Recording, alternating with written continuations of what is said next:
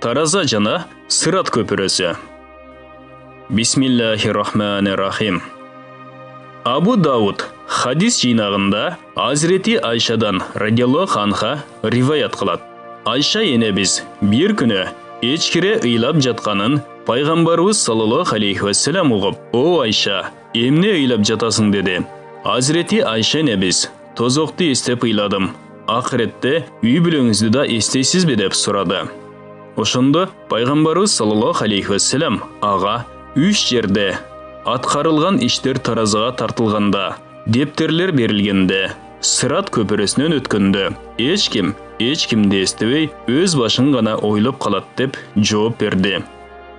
Тирмизи Анас бин Маликтен радиаллаху анху риваят кылат. Алланын элчисинен саллаллаху алейхи вассалам кыямат күнү мага шапаат кылышын сурандым. Кудай буйруса шапаат кылам деди.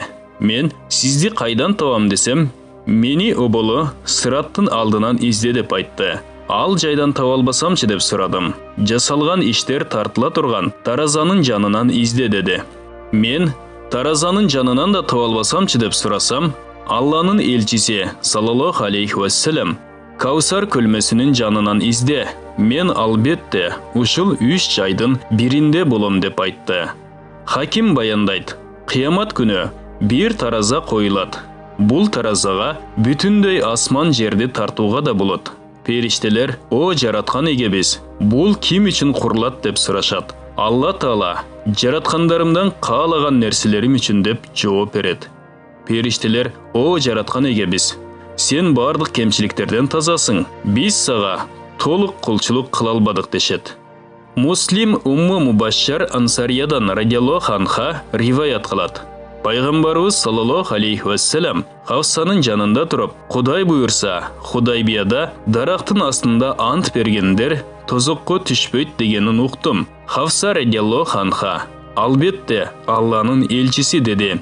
Пайгамбарыбыз саллаллаху алейхи вассалам аны сөздөн токтотту. Бирок Хавса радиаллаху анха: "Силердин ар бириңер андан тозоктон өтөсүңөр" деген маанидеги аятты окуду.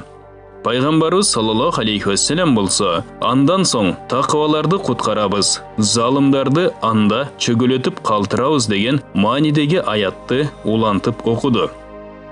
Бул баян жүрөктөрдүн ачкычы китебинен алынды. Урматтуу мусулман бир туугандар, биздин Икро медиа каналыбызга катталыңыздар.